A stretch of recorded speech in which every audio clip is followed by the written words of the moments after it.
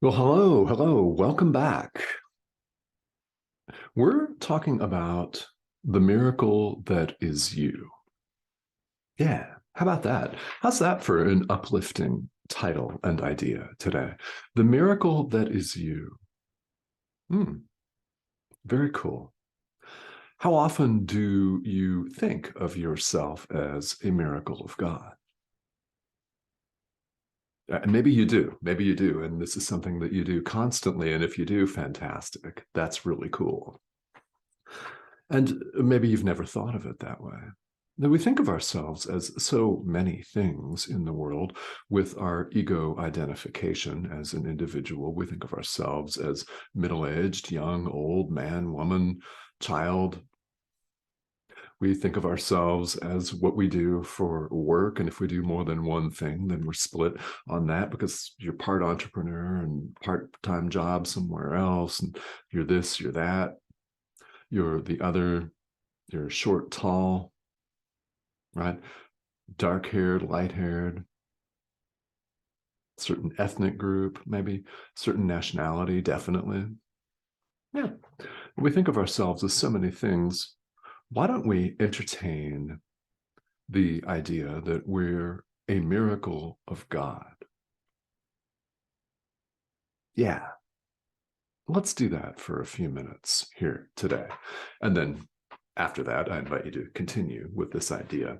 What we're doing here is we're wrapping up chapter 3, section 5 of the text, Beyond Perception. This is an idea from the very last paragraph, paragraph 10, which, of course, as all paragraphs of A Course in Miracles do, it has enough material for us to have many discussions, all of them in depth, all of them lengthy, and all of them full of things for us to practice.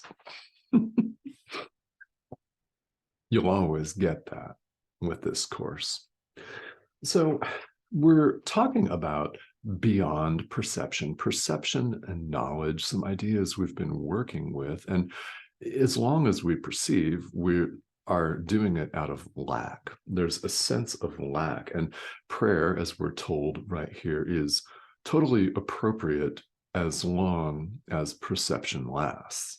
And we're in a state of perception, a perceiver and the perceived, a subject and an object. Me, you. That's just a very simple, but perhaps the most common example of this, where we see ourselves as an individual, and more often than not, we see ourselves encased in this thing that you see on your screen, which is really just an image projected on your screen, but we call it a human body. And we deep down know, don't we? We know somehow, we recognize that there's more to it than simply this thing that's 80% water. It's not our home, in other words. We deep down know that. Now, we may resist that greatly. You may find yourself thinking that I'm nuts, that this course is nuts, and that anyone who practices spirituality is nuts. You may think that, and that's fine if you do. Yet you're watching this video, so I invite you, if this is you, to examine why. What is it about this material that's drawing you in? It's your inner teacher speaking to you. Doesn't necessarily come in the form of spoken language, does it? It can be an intuitive hit.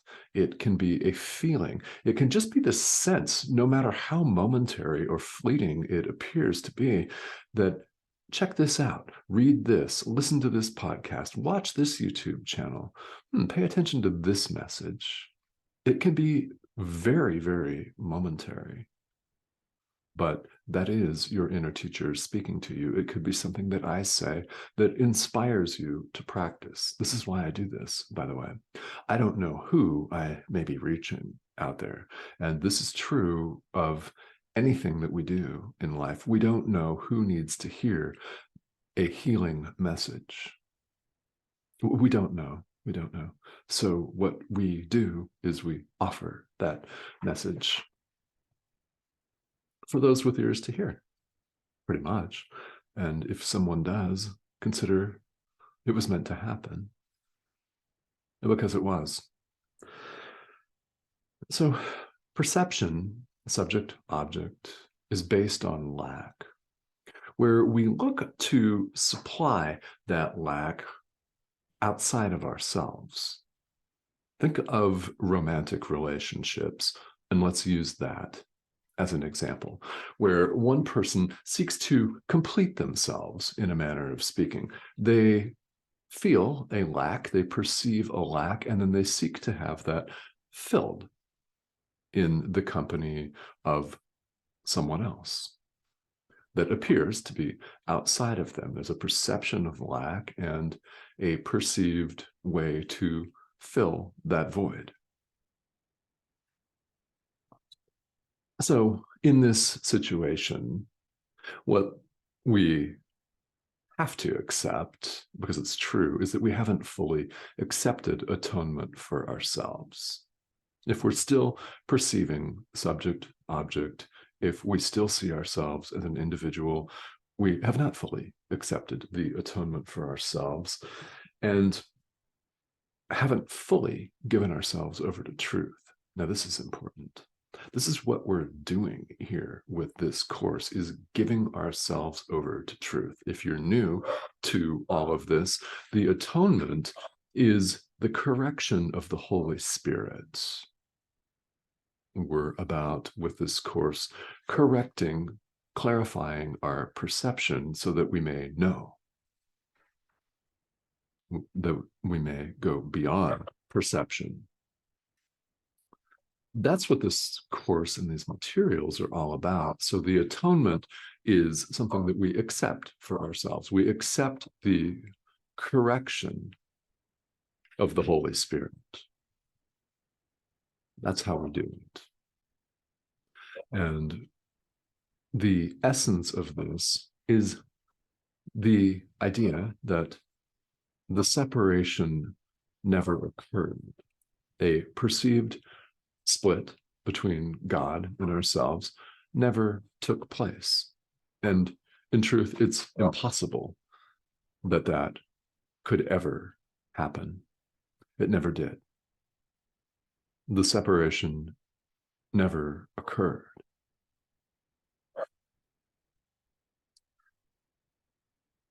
So anyone that perceives is in need of healing. We heal the level of the mind.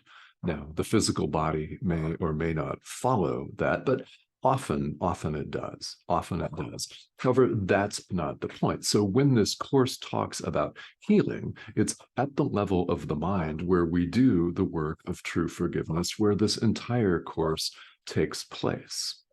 So it's not about healing an ache and pain or a broken finger or an inflamed joint or whatever that may be.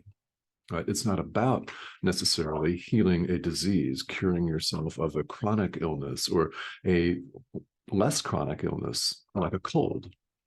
It's not about that, though that sometimes follows, and it often does. That's not what this is all about. So while we still perceive, we need to learn to perceive truly, to see our brother as ourself and as our salvation, I might add. Quite the opposite of the way we see him when we see ourselves competing against one another. So God and his miracle, you, me, all of us, are inseparable. Going beyond perception, we simply know this. That's knowledge, as it's referred to in the Course. God and his miracle know each other and have always known each other, by the way. So, quick message, and I hope that it's an uplifting message for you. You are a miracle of God. Really, you are. So I invite you to see yourself as this. And of course, I invite you to see your brother, everyone else that you encounter in life, as a miracle of God as well. Because it's very, very true, the idea that we see often here in the Course, that as you see him, as you see your brother, right, someone else, other people, so you see yourself. As you see him, so you see yourself. Do you see your brother as a miracle of God, or do you see him as a scumbag? A very, very important question. Now, you can put that any number of different ways, can't you? But you get the point. With perception, we perceive ourselves in different lights, constantly changing. It's the world of constant shift and change where nothing lasts, nothing is permanent, nothing lasts, nothing is permanent at all.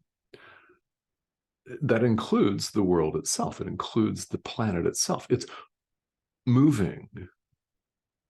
It appears to move more slowly than we do. It certainly appears to move more slowly than our email inbox, than a Twitter feed, for example. But it's still moving, and anything that shifts and changes is, in fact, illusion. It's not of God. So, yes, if you're new to this material, God didn't make the world where we run amok and suffer. Perfect love doesn't set up anything or anyone for suffering. Perfect love merely extends itself and only itself. So we haven't been placed here by a cruel and evil divine being to suffer and die. So if you've been taught this idea and you've resisted it, there are many people studying A Course in Miracles who have left a fundamentalist tradition. There just are. So it may or may not be that you've had that as part of your experience. So here's the deal. While this course expresses pure non-duality, it's just one of many doors. The genius of A Course in Miracles, at least the way I see it, is that it's a self-study curriculum. Self-study. It's not a religion. It's not a cult. You don't have to donate all of your property to me and come off and follow me to South America. Don't do that. It's not that. It's a self-study curriculum where you take what you want to take. I like to say what you're willing to take at a given time. So what are you willing to take today? I don't know. I don't know. But we're always invited in practicing this course and studying this course to let our inner teacher guide us. So place your entire practice, your entire experience, your life under the guidance of your inner teacher, who will tell you what to do. So we're invited to know that we are miracles of God. You are a miracle of God. So I invite you to see yourself as such. And while you're at the practice of true forgiveness, forgive yourself. Be sure to include yourself in your forgiveness, because in truth, what's going on is your brother is you. So while you forgive him, you're actually forgiving yourself. But throw yourself in there too. Too many of us beat ourselves up, and we really do flog ourselves. Doesn't have to be physically with a whip. Doesn't have to be like that. We flog ourselves mentally, don't we? So forgive yourself while you're at it as well, because you are a miracle of God. So what's going on is that we're in a process that we call spirituality, the path, the walk, the journey. We're in a process of clearing our barriers to this experience, constant experience. We're clearing the way. So I invite you to take this idea to heart and to practice. Remind yourself that you are a miracle of God, and so is your brother. That would be very kind of you and very beneficial to do today. Okay, so your comments and questions are always welcome here. Thank you very much, those who have commented and questioned lately.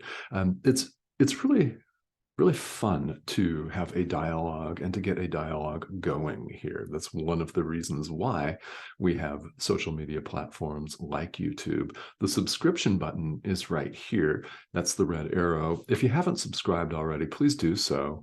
I broadcast these videos about 5 or 6 times a week, and they're short, 15 to 20 minutes. The consistency is what really matters on this. Now, for those who would like a little bit longer contact, I'll leave the link to my Patreon page here. On February 11th, I'm going to be starting a live stream over there, which I envision will be up to an hour with live Q&A. So you will have that opportunity. What I'm envisioning with that is being able to go deeper into some of the ideas presented here in a course and to talk more about our experience with this. So this platform, of course, is going to continue. So comments and questions are most welcome, as always. So I thank you for